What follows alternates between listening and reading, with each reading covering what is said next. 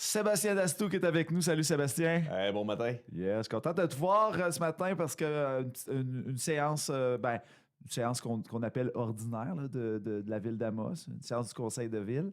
Et ça a eu le 4 mai hier. Donc, premièrement, vous avez eu une belle visite. Ben oui, c'est ordinaire, mais c'est pas plate. Là. Non, c'est ça. On avait de la visite.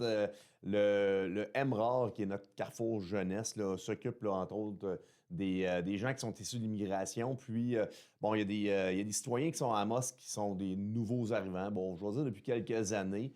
Puis, il y avait une espèce de cohorte là, qui est en formation démocratique. Là. C'est le fun parce que c'est Julie Caz qui avait un peu le mandat là, de s'occuper de tout ça. Julie Caz a été conseillère municipale à la ville, donc a une belle expérience là-dedans. Alors, on avait des gens issus de l'immigration qui sont venus assister à un conseil de ville? Exact. Il était au moins, je dirais, une quinzaine. Là. Il y avait un petit bébé dans la salle. Écoute, c'était vraiment le fun. Puis, il y avait beaucoup de questions. Fait que c'est un moment privilégié qu'on a eu là, pour pouvoir jaser là, avec eux en séance, mais aussi à l'extérieur de la séance. Ouais. Alors, vraiment intéressant. Bien sûr, bon, il y a beaucoup de choses qui sont un peu mélangeantes au niveau démocratique. Là. D'abord, il y a le palier municipal, là, puis qu'est-ce qu'on peut vraiment agir sur le citoyen. Puis, tu sais, on est tout le temps présent, tout ça, mais ça reste que, bon, quand on tombe dans paperasse pour les papiers d'immigration, là, on tombe dans le fédéral puis dans le provincial, puis c'est bien complexe. Ça fait plusieurs années que j'essaie de démêler tout ça. On est loin d'être des spécialistes là-dedans au niveau municipal, mais on réoriente tout le temps vers le bureau du ministère de l'Immigration. Puis, généralement, eux, ils devraient être dûment formés pour les aider. Ben oui, moi j'ai appris récemment que en Afrique, dans certains pays d'Afrique, le gouvernement, il est localisé. Exact. Les 3 paliers de gouvernement sont localisés, ce qui est quand même, pour nous, ça paraît spécial, mais en même temps, tout serait si simple. En fait, c'est une décentralisation qui fait que le monde municipal dans d'autres pays ont plus d'interaction ou ils ont plus de budget, ce qui n'est pas notre cas. C'est correct, c'est juste que, autre pays, autre système, autre culture. Alors, c'est comme ça chez nous. Alors, peut-être vous allez avoir d'autres visiteurs, d'autres questions lors de ces prochaines assemblées-là. Toujours plus dynamique, on adore ça. Ouais.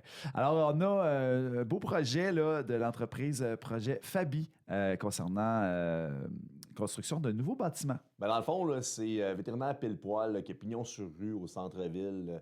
Je ne sais pas si vous vous rappelez, il y a quelques années, on n'avait plus de vétérinaires pour les petits animaux. Il y a eu une espèce de séduction qui avait été faite à l'époque là, pour essayer d'attirer des vétérinaires, autant pour les petits animaux. On a eu la main heureuse avec Pile-Poil, puis aussi avec le bureau de vétérinaire pour les plus gros animaux. 2 entreprises qui fonctionnent très bien présentement. Pile-Poil doit agrandir. Ça donne bien. Il y a un petit terrain là, juste à côté là, de l'endroit où ils sont en location. Alors là, ils vont construire un bâtiment. En plein centre-ville. En plein centre-ville. On a eu des bonnes discussions parce qu'eux, en tout cas, il y avait des considérations avec l'autre bâtiment, tout ça, puis des rampes d'accès. On les a fortement encouragés de ne pas empiéter sur le centre-ville ou la placette, là, qui est l'espèce de trottoir très large, mais qu'on voulait conserver. On a eu des bonnes discussions. Finalement, je suis très, très, très heureux du projet qui est présenté. Ça va être magnifique. Puis, très heureux là, de voir qu'ils ont besoin d'agrandir pour pouvoir continuer d'offrir du service. Et savez-vous quoi? Ils font du démarchage pour attirer des jeunes vétérinaires. Ça, c'est bien aussi. Oui, mais maintenant, vous avez autorisé la signature d'une entente avec la Centrale Coworking. C'est une entente qu'on avait déjà, qu'on veut reconduire pour 2 ans. La Ville d'Amos va s'impliquer pour 4 000 par année. Là-dedans, là, il y a le CLD, il y a la MRC, il y a aussi la SADC et la Ville. Donc, on est plusieurs partenaires. On tient à ce que la centrale de coworking fonctionne. On veut leur donner une chance de se développer puis d'attirer de l'achalandage. C'est un endroit qui est magnifique.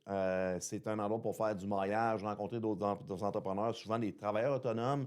Alors, c'est quelque chose qu'on veut absolument qui reste, qui dure dans le temps.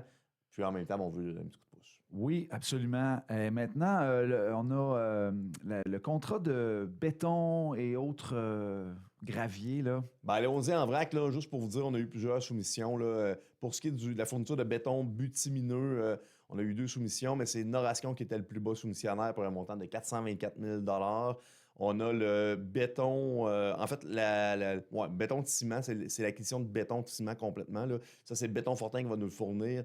Petite augmentation par rapport à l'année passée, on avait un seul soumissionnaire, on est rendu à 300 14,75 du mètre carré. C'est quand même assez dispendieux. Et on a aussi les matériaux granulaires pour le sable de rue. Là. C'est Béton Fortin qui va nous fournir ça pour 440 000 Il y avait 2 soumissionnaires. Merci pour l'information. Maintenant, vous avez présenté, en fait, le ministère de l'Habitation, entre autres, et de la... Voyons, MAMH, c'est... Ministère des Affaires municipales. Je savais que tu le saurais. Une programmation des travaux qui s'en viennent. Bon, c'est la section Saint-Félix, c'est la TEC, c'est en fait la fameuse taxe sur l'essence. On va faire 3 grands projets, là, je dirais. Là. La rue Nadon, entre autres, là, canalisation, c'est pour 500 000 On va faire aussi le branchement du nouveau puits pour un montant de 225 000 et on va faire de la mise à niveau, rénovation, complexe sportif pour environ 100 000 Alors, c'est hautement subventionné, puis c'est des projets qui étaient prévus. Absolument. Maintenant, l'été s'en vient. Le marché public est presque achevé.